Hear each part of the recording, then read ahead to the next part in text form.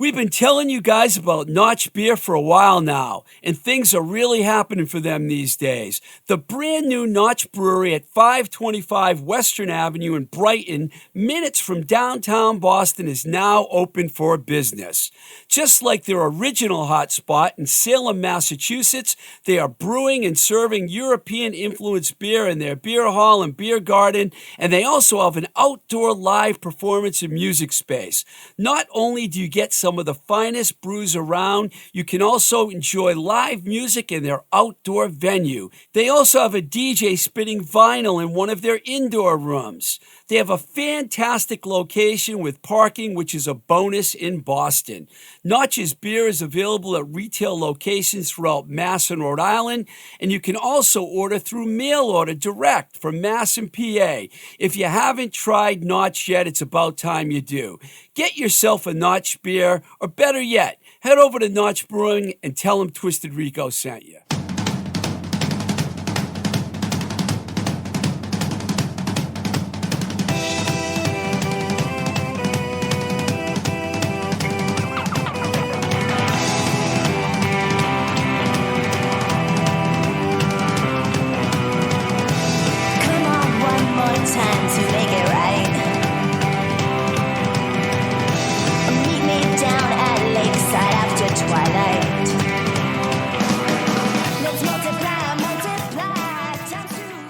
Welcome to Blowing Smoke with Twisted Rico. I'm your host, Steve Ricardo, and this week we'll be playing you an interview with Nancy Barile. So excited to have her on the show. She's the author of the outstanding autobiography entitled I'm Not Holding Your Coat, My Bruises-And-All Memoir of Punk Rock Rebellion. Nancy's got an amazing story. Her journey started outside Philadelphia, and she played an important part in the early Philly punk and hardcore scenes as a manager and a promoter, and most importantly as a fan and a supporter in the early days of the American hardcore scene. I took this quote from the back of her book, and this is what it says, quote, Nancy survived punk riots and urban decay, ran the streets with outcasts, and her rebellion ultimately found true love and powerful understanding of human nature. That true love part, of course, means that she hooked up with SSD guitarist and founder of the notorious Boston Crew, Al Barile, hence the name Nancy Barile. So we spoke with Nancy about her upbringing in PA and the journey that brought her to Boston, where she has had a successful career as an educator, gaining tons of accolades and awards for her teaching style and her ability as a teacher. She's got a ton of awards. I'm going to ask her about those. Before we get that interview going, as usual, I'm going to play a song. This song right here is from the band Field Day, who will be playing all over the country this fall. It includes a couple of New England dates, which I'm excited about because I'm going to be at those dates. Definitely the one at the Middle East in Cambridge when they play with Moving Targets, which is an outstanding bill. Field Day, of course, consists of former Dag Nasty members Peter Cortner and Doug Carrion. This is a tune from their EP that just came out, Opposite Land. This is called Speak the Truth. I shouldn't speak the truth. I have no right to say it. My mispronunciations, self-doubt and desperation.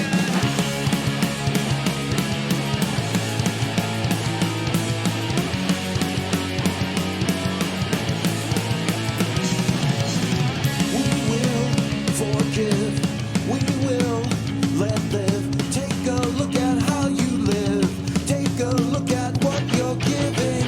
She said, she thought, the lies she thought they were all worth saying. Look at what the price you pay is. And when you speak for no one, you speak for all of us. What are you going through? Are your dreams coming true? I shouldn't speak the truth. I have no right to say it. My mispronunciations, self-doubt and desperation.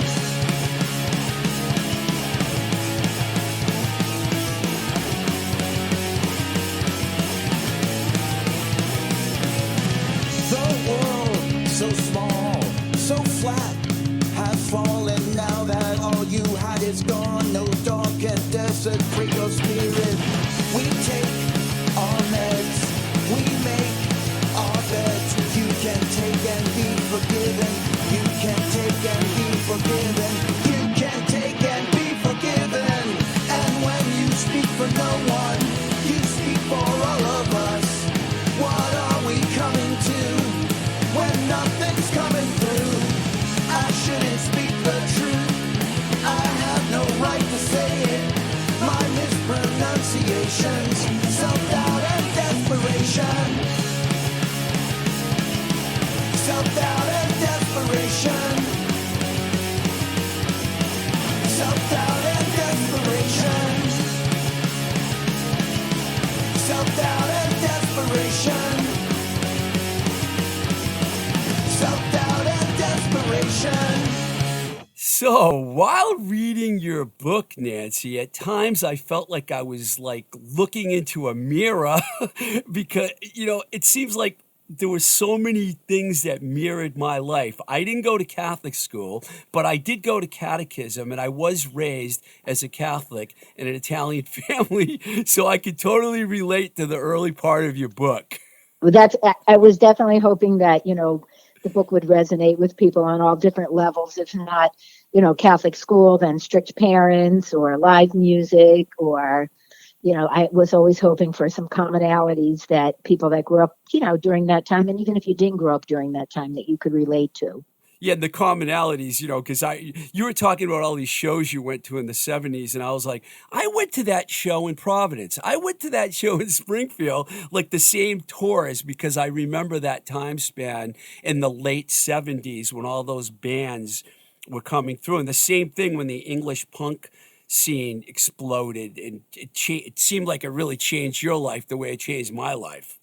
Absolutely. I mean, how lucky were we to see the bands that we saw, Yeah. I look at that list and I'm like, wow, that was a great time for music. It certainly was. Do you remember the moment it all clicked in your head back then when you actually were a punk? I know you get into that in the book, but aside from what you write in the book, do you remember when it all like really happened and how you felt? I would probably say it was when I saw Iggy Pop for the first time. And that was like 1977. And, I was, I used to read Cream Magazine and Circus and Hit Parader, and I had some older friends. And so, the word was out, about these bands, and even bands like the Runaways. And I just really started kind of gravitating to that kind of a little more dangerous, a little wilder kind of music. So I would say Iggy. And then that Iggy show, maybe like a month later, I saw the Ramones at the University of Pennsylvania, and then it was solidified. It's funny. Like I said, we mirror each other because when I was at Framingham State, I saw the Ramones at Framingham State. I think it was 81. And as far as the bands go, I got that Queens of Noise Runaways record, like when it first came out, and all my friends were like listening to Kiss and, Steve Miller and Alice Cooper. And they're like, who are the Runaways? They're all girls. They can't play rock and roll, And I'm like, you got to hear this record. It's fucking amazing, So, and that's exactly like, as a woman, seeing, an all-female band was super empowering, same as when I saw Suzi Quatro and even bands like Heart. I was always, Fleetwood Mac, anybody that had a female in it, I kind of thought it was so cool. I was just really disappointed that I had zero musical ability, because there would have been nothing more than that I would love, than to be on stage. But yeah, you look I like just you did could not have. You look like you could have been in the band in some of those photos in your book for sure. You had the look down, no doubt about it. I feel the same way because I played guitar, but I could never really. Was in a bunch of little bands, but I never could really take it, to the next level. And so I did what you did. I was booking shows at college and stuff. It's so weird. When I'm reading the book, I'm serious. I was like, holy shit, this is what I was doing at that time. But I love it. I love it. you That's were a great. woman, though, so it was a little different.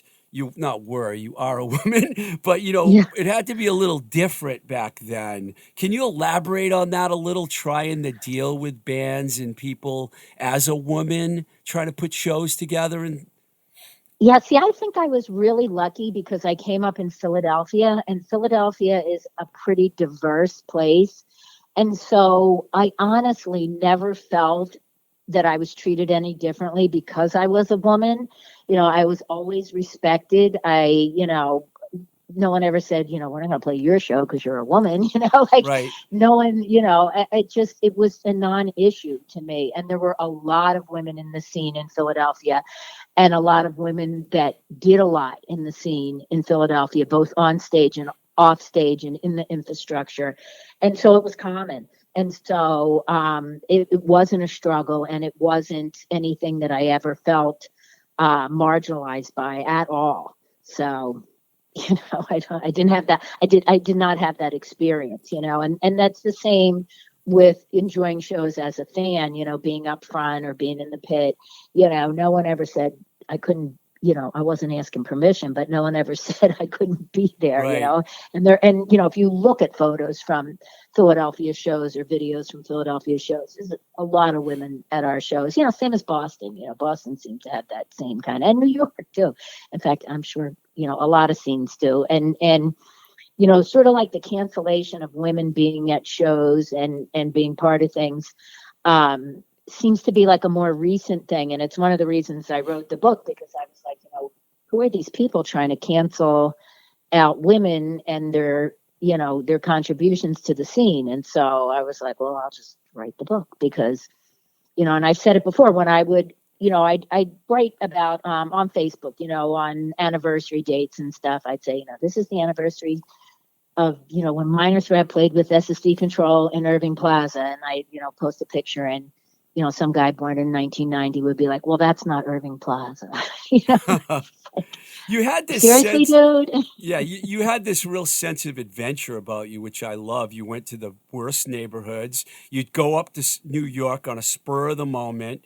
You mentioned these crazy stories in the book about, Bad Brains, Dead Kennedys, Minor Threat, Black Flag, SSD. Looking back now, which of those shows and bands do you feel kind of made the biggest impact on you? I mean, I read the book, so I kind of know what you're going to say, but for people that haven't read the book, what can they expect you to say about some of the bands that really influenced you out of the ones I mentioned?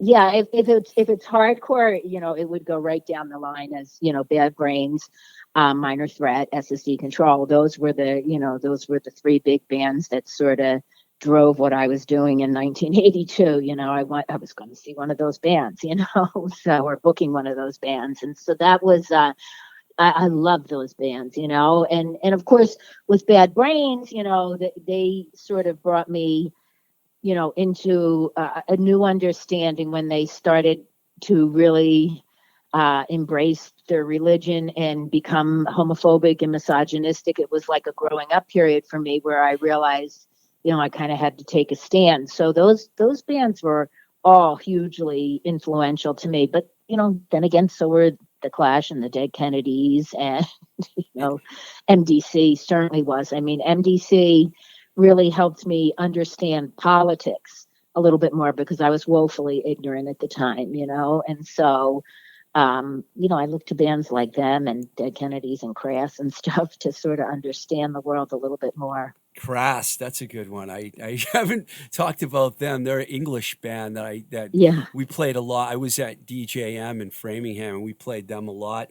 You mentioned the part about the Bad Brains, and I think a lot of people blocked out some of the things that you mentioned about them because they were such an amazing band. Like none of that came up in the film that I was going to talk to you about next, American Hardcore, which you're in, which I love the film a lot.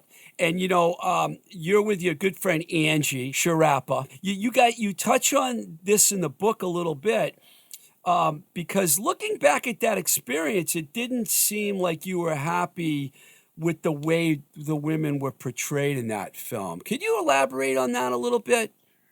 Well, it's weird because that was the first time that anyone started asking about the history of hardcore. It wasn't, I was out of hardcore by like about 1985. And so, I'd go to shows if a band that I liked was in town, but it was, I wasn't super involved in the scene. And then, people started asking, started asking questions about it and viewpoints and stuff and recording the history. And so when the guys from American Hardcore came to Al's house, I thought they were going to ask me about Philadelphia, and I was ready to tell them, about the shows and experiences I had in Philadelphia, but they weren't really interested in that. It was more like your wife of a band member, Yeah.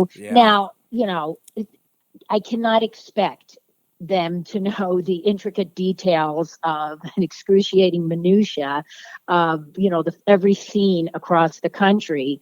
And I don't blame those guys at all, but, and I was too shy to even, speak up and say anything. But when the movie came out and I saw men, getting credit sort of for the scene that women launched in Philadelphia. And don't get me wrong, either the men that they highlighted were, huge contributors and did, way more than I ever did in Philadelphia, but we were kind of first, and we were in the time period that American Hardcore covers.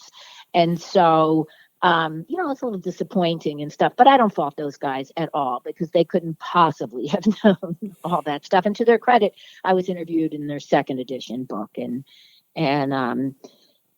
so yeah, that's, just kind of the way it went. I would have liked to seen more women in that movie, but again, like they had a really Herculean task to do what they did. And I thought they did a great job. And I love the American Hardcore book because it does put the bad brains at the center of everyone's universe at that time. And that was my experience, in that time, 81, 82, the Bad Brains were the band that, everybody was in awe of. And so I thought they did a great job, sort of highlighting who was important at that time. And, so that was good. I really love the film because I know so many of the people that were in the film. I worked with a bunch of the different people in it, and I thought it was a great film.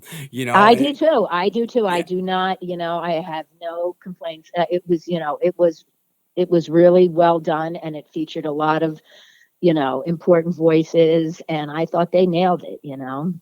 Yeah, I mean, there were some bands that I felt that they didn't get to, but how could they get to every band, Right. And there were some bands that, obviously didn't comply to be in it or, things like that too.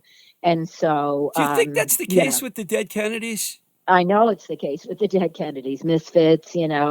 There was just too much going on at that time, I think. And, legalities and arguments and disagreements. And I don't think, they could, otherwise they would have definitely been in there. Yeah, it seemed like Jello should have been in the film. But yes, absolutely. I was happy that they talked about Flipper a lot, though. That was pretty cool because I was a big Flipper fan. They were so outrageous. Now, you mentioned, I think it's in the acknowledgement section, that you had some of your friends go through the book, go through the drafts, read it. When did you decide you wanted to write the book, and how long did it actually take you to get it together? So, I wrote this article for Reverend Hank about how punk rock affected my teaching career. And after I wrote it for him, I submitted it to Education Week, and it kind of went viral. So I knew like I kind of had something, talking about right, punk rock. And then it was, a huge impetus was the Facebook thing, where I would be contradicted or corrected or refuted by men about shows that I was at or that I did. And so I just figured, well, I'll write the book and then, you can come at me, So it was around that time that, well, maybe it's probably like 7 years ago now that I decided I'm going to write this book. And so the first book was, it was How Punk Rock Made Me a Better Teacher. And it combined the punk rock with the my teaching story. And I immediately got this like really high powered agent out of New York. Like first person I pitched the book to was like, called me on like Christmas Eve and was like, I'm going to sign you, you know? And I was like, oh my God, you know, this is great. And he was like, we're going to send this out to bid. And I was like, I'm going to be able to quit my job, you know? I was all excited. But what happened was people either liked the punk rock story or they liked the teacher story, but they did not like them combined. And so it, you know, Interesting. the punk rock story was finite. It was easier. And so, and it was a little more dear to my heart at that, you know, at that time I was realizing how important all that, you know, how important it was and how important the people that I met through that scene were to me. So it was just much easier for me to write that. So, you know, I wrote it, and I had a publisher out of Philadelphia for a little while, and that didn't work out. And that's, you know, set me back time wise a little bit. The book, you know, the book had been written. I wrote the book in the summer, basically, you know, but it needed editing and stuff. And then I got Bazillion, and you know, which was the greatest thing to ever happen to me, because Ian from Bazillion is so awesome. And so, you know, the whole process probably took about 5 years.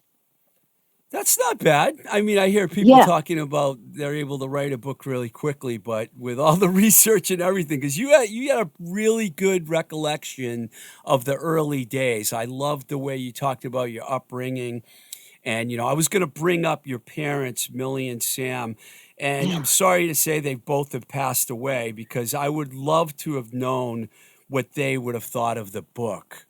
You know? Yeah, you know, my father didn't know any of that was going on. And so he would have been like, he would have been horrified. I remember there was a time, you know, not that long ago when he was still alive and I was down in Philadelphia. Some filmmakers were doing a documentary on the Philadelphia scene. So they came to my dad's house to film me. And my dad was like a mall walker. So he was down the mall walking. And I was like, let me get this done before he gets back home, you know. But of course he walked in and, you know, there's lights and cameras and everything. It's like, you know, why are they interviewing you? And I was, you know, I told him, I was like, well, you know, I used to do shows and do stuff. And that's how I met Al. And he was like, oh, I never knew any of this. And I was like, exactly, Dad. You know what? You Exactly. were sneaking out. You were Yeah, sneaking my to dad was Staten very Island. strict. Yeah, So he was very strict. And if he would have known, like, you know, people were throwing bombs at me and stuff like that, like, yeah, that was you know, he crazy. would have That been horrified. Yeah, y- he would have been absolutely, you know, or in some of the situations that I put myself in.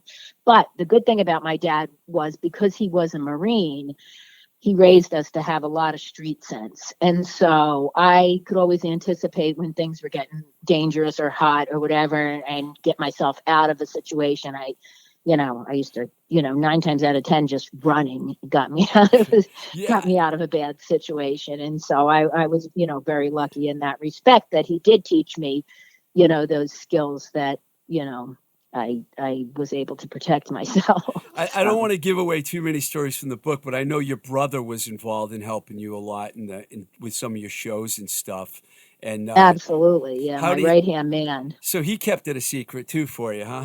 Oh yeah. Oh yeah. Like my family, like you know, you have to know my dad. My dad was so scary and strict back in the day that, you know, we had a little triad, and, you know, with the three kids in the family, like that my parents didn't know anything, you know, that was good. And it was of course much easier back then without cell phones and stuff, you know. Right. And even my mom would be, you know, my mom would be included in, you know, knowing stuff that my dad, like we would keep, you know, things from my dad because he just wouldn't tolerate them, or he'd, you know, he'd blow up or whatever. So, you know, but and I had a very contentious relationship with my father growing up. We fought like animals, you know, and I often tell my students how bad our relationship was, probably until I was like you know, into my late 30s. And then, you know, I was just really lucky that, I don't know, we both just kind of realized probably how much we're alike. And in his last, you know, couple of decades, my dad and I had an incredibly good relationship. One that, you know, my friends that grew up with me couldn't even believe. They're like, you know, even Al said, you know, when I met you, you hated your father. You know, I was like, I know, isn't that weird? You know, I'm glad you so brought up Al because I was going to bring this up. There is one thing from the book I have to say. To me, Al has always been a very imposing, scary dude. You know, it's not like I never felt like I would just want to go up to him and just start having a conversation with him unless I knew what I was going to say. But the story about when their van got smashed up and you had to get your dad to help you, which he did. And then your Yeah. dad met Al for the first time at like 3 o'clock in the morning. Can you kind of retell that a little bit? Because I thought Yeah. that I was mean, that was, amazing. that was just like, I was in a jam, we had Al's van was completely smashed. It was not drivable. We had like 15 guys in that van that, how were they going to get back to, and I just didn't know what to do. And so, I knew my dad would, I knew my dad would know what to do. And so like I called him from the office of Buff Hall in Camden, New Jersey, and was like, Dad, my boyfriend, he's like, he didn't even know I had a boyfriend at the time, and he was like really cool. He was like, because he was good in like clutch situations, I'm sure that's the Marine in him. And he was like, have the van towed to our house, and that's like an hour away from where we were, and he's like, I'll take care of it. And so, I was really worried about them meeting Al because Al had a shaved head and, no one back then, unless you were like in the military, had a shaved head. And, he had a big cut on his head because he hit the windshield when the car hit us. And, and plus Al is a scary, imposing dude. He doesn't, he wouldn't talk for a week if he didn't have anything to say. And so I didn't know how Al was going to act. And, I was really worried. It was not the ideal circumstances for meeting my boyfriend for the first time, but my parents are really great people and they have really good manners. And so they, they handled it great. They handled it great. And, I don't think my parents were really on board with Al when I first met them. They hated the fact that I moved away. They absolutely, I met Al in September, technically. I mean, we met in July, but we really got to know each other in September. And I moved to Boston in December. And they were horrified by that. They did not want me to do that, at all. And so, and they didn't really like Al because he was, Al's on the spectrum and he says exactly what he's thinking. And it was a little disconcerting for them. But over the years, they really grew to love Al, and especially my mother. My mother and Al had such an incredible relationship that it was almost like exclusionary to me. They were so into sports together and, they would just talk for hours. They almost went when the Patriots played the Eagles in the first time in the Super Bowl in Jacksonville, they almost went together, the two of them, but they got priced out, so, I imagine in your the mom's the end, Eagles fan too, right? yeah, my mom's a huge, huge Eagles fan. And, Al, of course, and they would, they go back to the 60s and they would just talk for hours. I would be dying like, oh my God, can we talk about something else?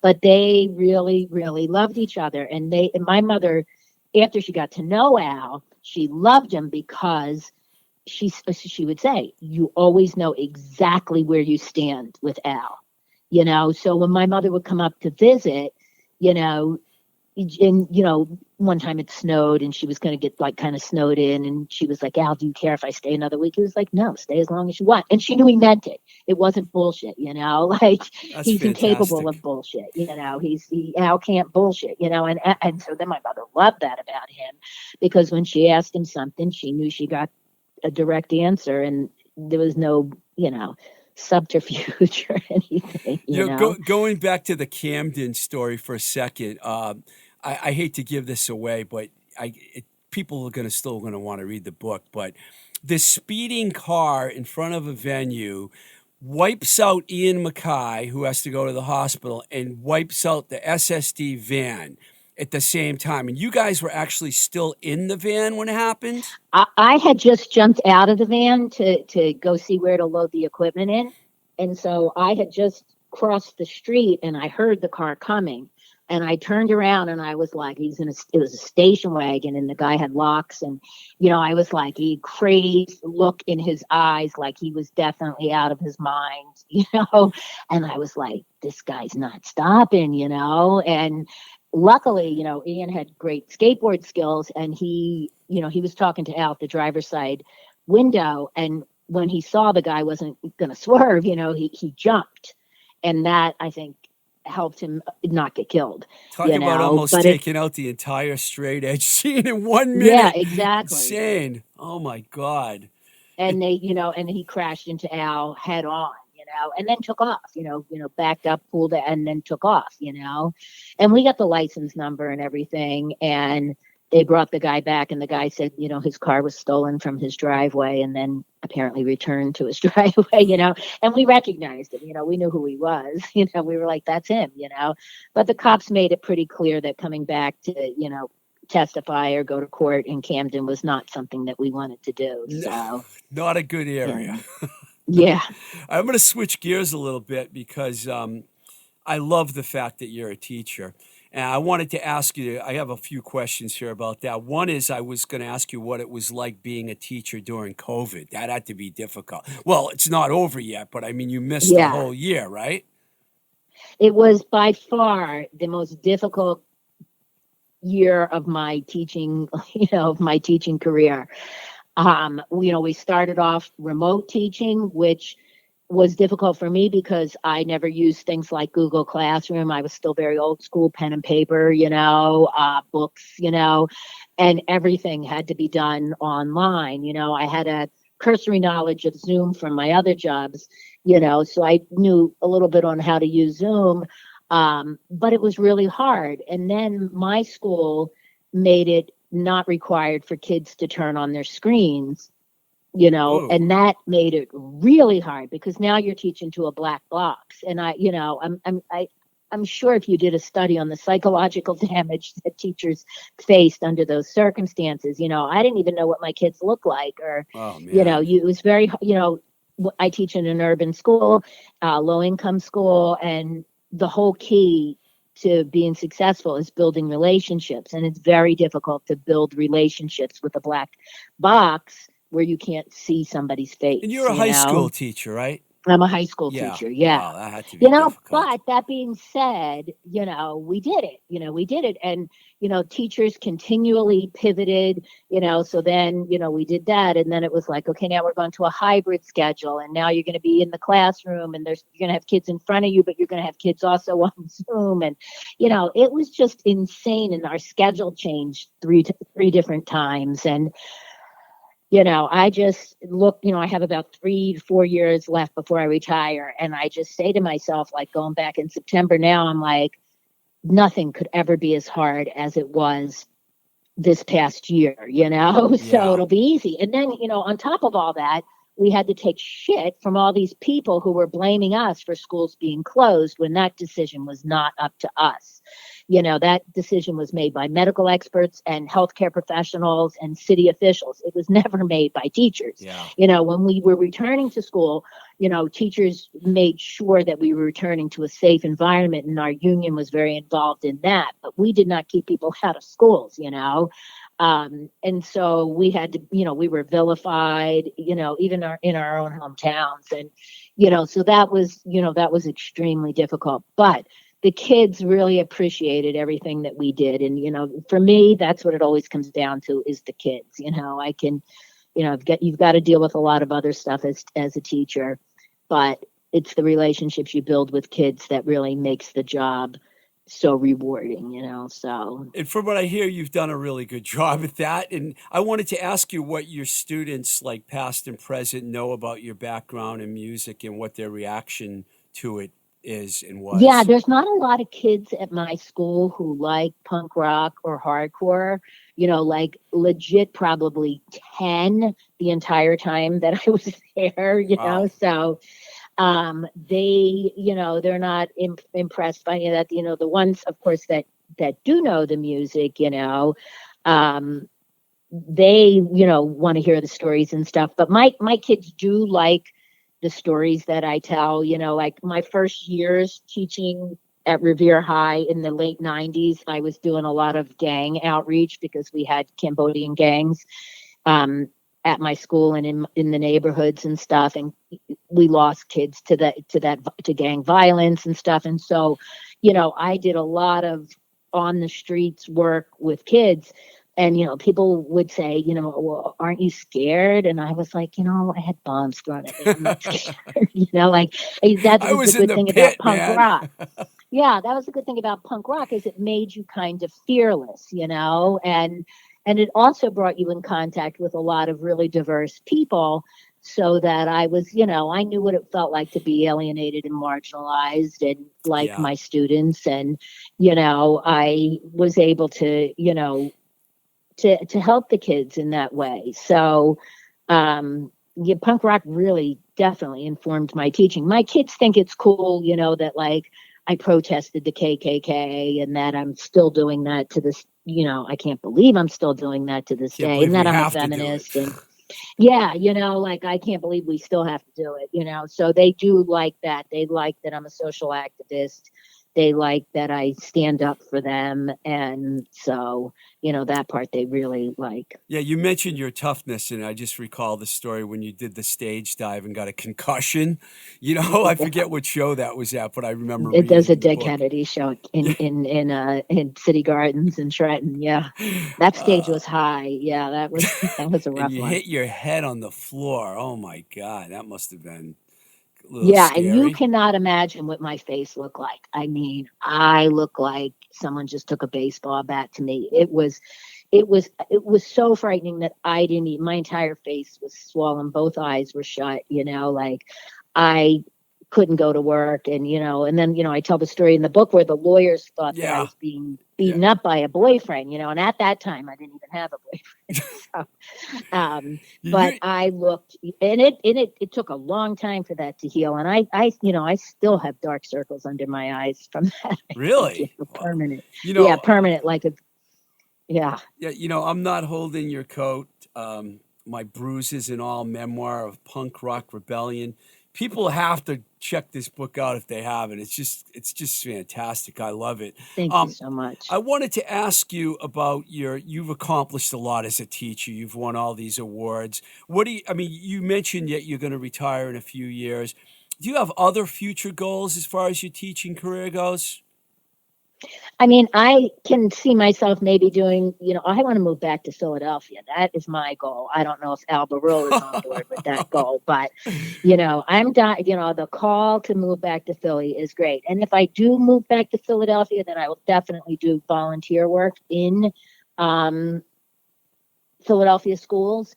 Like I would like to do some stuff kind of under, on my own, kind of thing. I still teach at the college level. I teach at Emmanuel College, and I teach teachers, people that want to be teachers, and I still write education articles as a job with Yeah, a you've written company for a called lot Scott. of magazines. I Yeah, for saw that. Skyward, and yeah, I do a lot of writing. So, you know, I'm just one of those kind of people that will probably always work a little bit, but as far as teaching every day at a public school, it's becoming more and more difficult every year.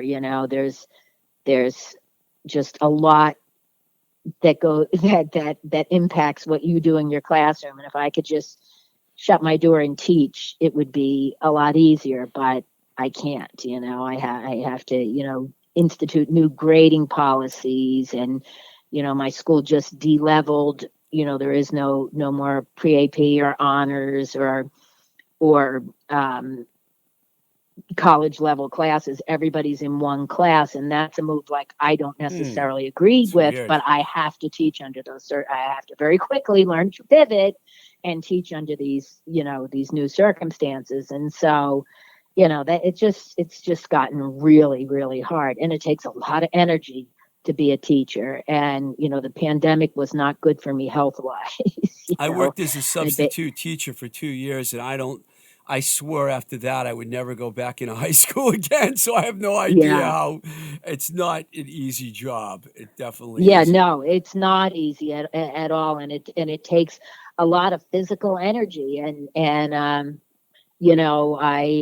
am working right now, like, to get that energy back, because just over the pandemic, I didn't work out, and we had DoorDash here just about every day. I was eating all kinds of crap.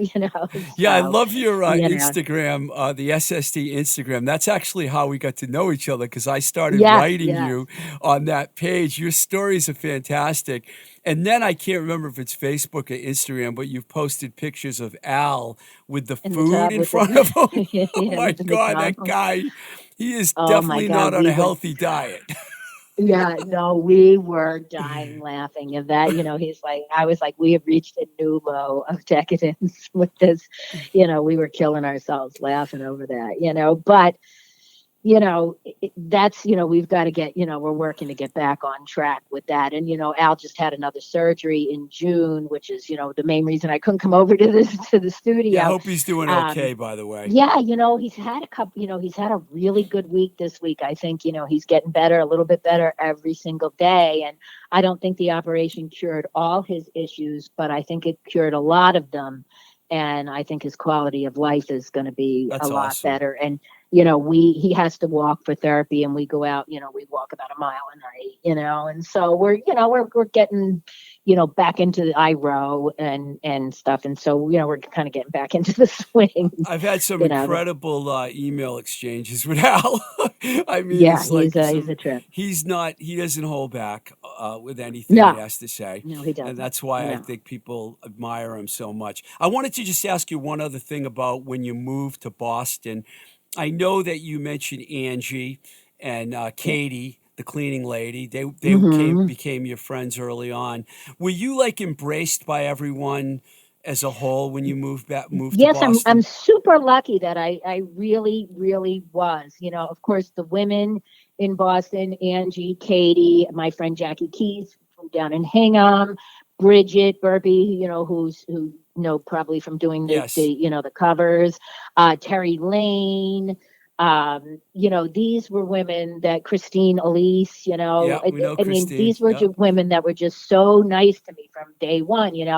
And I met Angie in September before I moved here. I met Angie over in Queensberry Street at her apartment over there.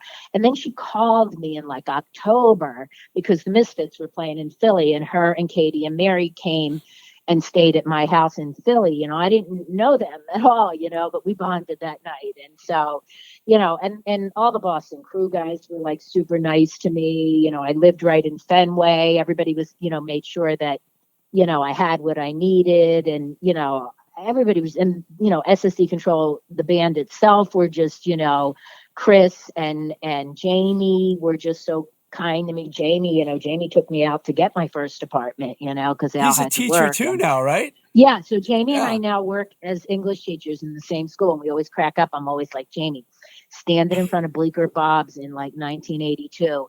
If I would have told you, we'd both be English teachers at the same high school, would you have believed I don't know if it, anyone would like, have believed that, but that's yeah, fantastic. not in a million years. But Jamie's my rock, there, because, I'm a bit of a rebel rouser at my job and, tend to push people's buttons and stuff. And Jamie is like smooth, like he loves everybody loves him. And so like when something's going on, I just go to Jamie, I'm like, James, and then, he's just so calm about everything.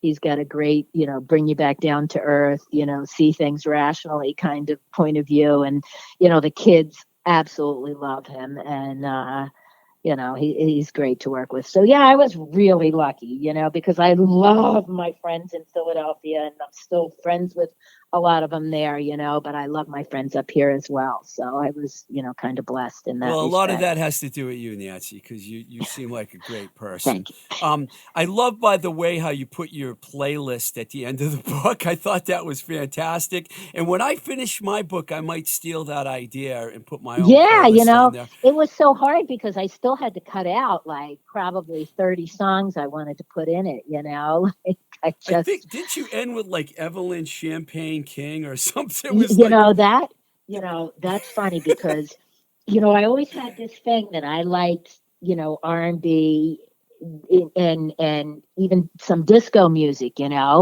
Evelyn Champagne King is, of course, is from Philadelphia. And so that Love Come Down song came out right when I kind of met Al, and I used to play it all the time. And it's sort of our song, whoa, like, whoa, wait a we second. have, yeah, we have several songs, Are but you that, sure Al's that. not? You sure Al's not going to be upset that you just said that? No, I think he's, I think he would admit it, Wow. because Al doesn't give a shit, like that was one of the things that I really liked about him. When Al and I were first, kind of dating, there used to be this show on TV called Dance Party USA. It was out in New Jersey. Yeah. And he and I both watched it religiously. Kelly Ripa used to be on it. And then, we would call each other on the phone and like, talk about the relationships and everything, and it was, he watched General Hospital. And so, and I can remember being in the van, one of the very first times I was in his van, he had the Grandmaster Flash, cassette tape and was playing it. And so like, there's, as That's I say, I'll amazing. just no bullshit. If he likes something, he likes it. He doesn't give a shit if you like it or don't, or want to criticize him. He doesn't care. So Well, that's what we he, love about him. He's, yeah, me too. Me um, too. And I wish I had a little bit more of that in myself. I get, I have a thinner skin, I think too. I get my feelings hurt or is, whatever, is there but is there he any new just doesn't music care. that you're listening to that you like, or like, or you? I don't really listen to a lot of new music. Like I liked Matisyahu when Matisyahu came out, but he's been out for a while. Um, I mostly just really listen to old stuff. I heard, sometimes when I'm scrolling through TikTok, I'll hear a song and I'll be like, wow, that's a really cool song. And I'll follow up on it, and find like, the whole song. And, but that's really like, I definitely don't listen to hardcore anymore. It's sort of, if I listen to the hardcore of my time, but I don't listen to new Yeah, hardcore. You know what I'm I saying? understand that. Probably the most recent hardcore band that I listened to was Biohazard, and, maybe the Deftones, if you could consider them hardcore, but I just, it's kind of that to me, it was kind of like a youth oriented music, and it doesn't, the new stuff seems a little derivative, and it doesn't do the same things for me that it did back then. But I will tell you that if I'm raging at my job or I want to get work done and I throw on the Bad Brains or Minor Threat or SSD or, Flux of Pink Indians or somebody, like that helps me, and so I listen to a lot of old hardcore, That's but not cool. new stuff. Not new stuff. I know you have an event coming up. I don't have the info in front of me, but I was figured I would let you plug that. You're going to be Yeah, doing a. well, Go ahead. yeah. So my book release it's going to be a reading and a Q&A and a signing, and that is at the Trident Bookstore. But that is sold out. So Oh, it's sold out. It's sold out in congratulations! 20.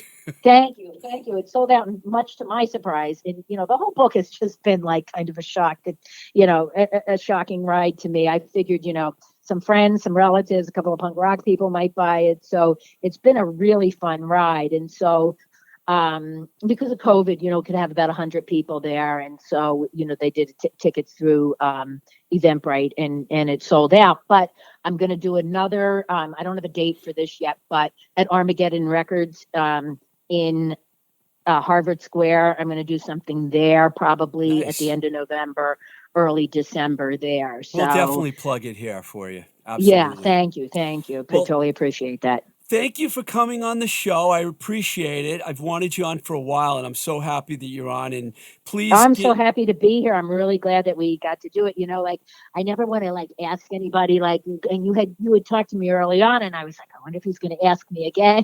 Like Of 'cause I have to course, be I like, was. hey, I've asked that guy you live with more than a million times to come on my show, but I'm not getting Yeah, I anywhere think with he's him. kind of done. Like he doesn't like doing those things as much as I do. And he did his one with Drew, and he did his one with Steve Blush, and I I think he understand. covered. Yeah, I think he just doesn't, he doesn't enjoy talking as much as I could talk all day, as you can probably tell, like no problem. But I mean, he has to really psych himself up for it. So I don't know if he'll ever do any more, but That's okay. I'm not taking it personally. yeah, But definitely don't take it personal. thank you, Definitely. Nancy. And, I wish you the best. And I hope part two of the book comes out soon, because you have to write about what happened after 1982, because we all Yeah, want well, to hear the rest. we have a photo essay book coming out with Phil and Flash, me and Nice. Al, and with Chris and Jamie also contributing. That's going to probably be out by Christmas, and so then there's more stories in there, about the post 1982 stories. Well, I So, can't and wait for that. that I started that Instagram for Al because, you know, he had just had to retire out of from GE after all those years, go out on disability, you know, and it killed him because he would have been one of these people that worked till they dropped, you know. And I wanted him to see, you know, like you had a big influence on people's lives, you know. And He so did. I started the SSD Instagram, but you know, I wasn't in SSD, so I wanted to make it authentic. So I only would put stories from the band or stories about the band from other people. And it just like took off. And then that's when we got like, you know, the book deal for that. So that, you know, that should be out by Christmas. Hopefully. Definitely excited about that. Nancy Me Barile, too. thank you so much. Thank you so much. All right. All right. Have a Take good day. care. Bye-bye. This might be your only chance to prove it on your own. Time size not that. Time size not that far.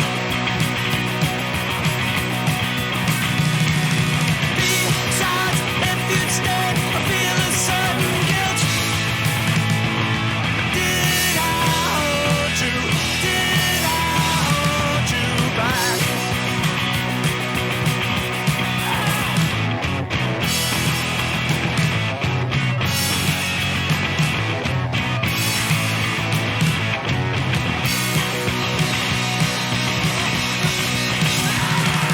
Can I count on you if I fall apart? Yeah, if I fall apart.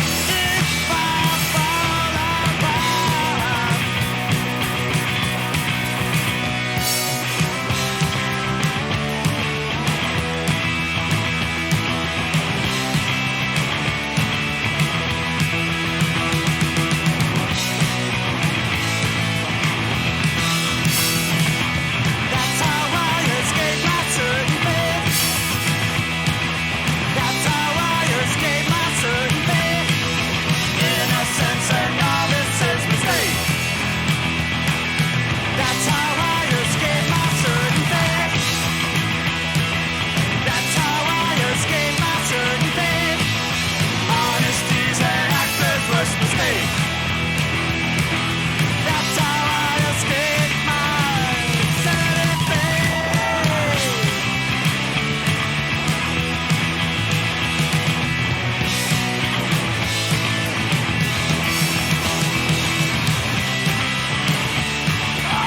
Mission of Burma from the Verses album, recorded live by Rick Hart. That's how I escape my certain fate. You know, people ask me all the time how I pick songs for this show. Well, with permission, of course.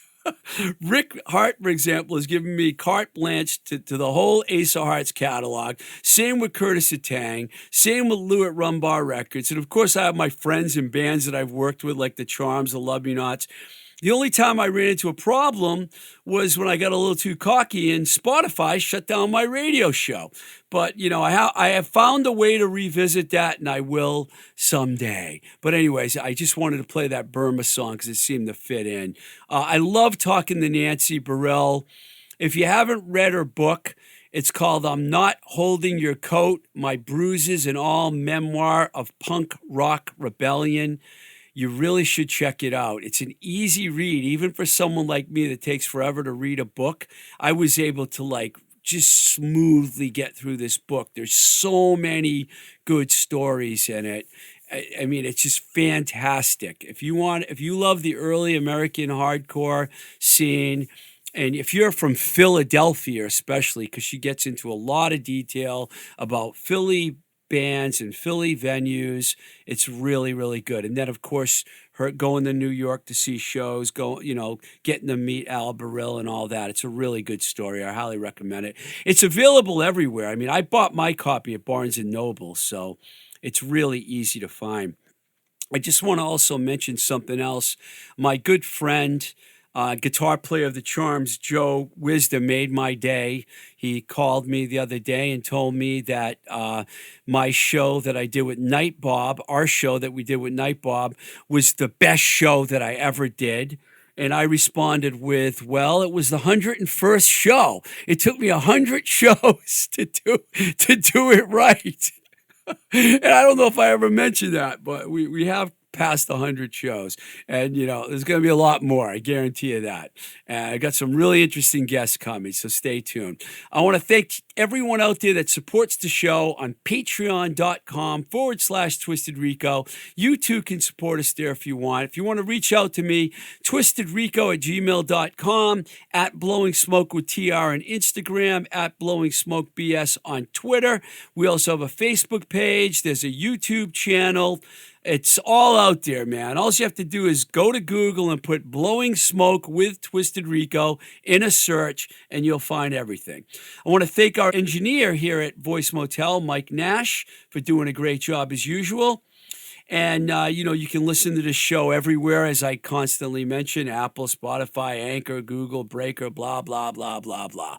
Anyway, till the next time we say goodbye, this is Blowing Smoke with Twisted Rico. I'm your host, Steve Ricardo. Keep the rock and roll alive.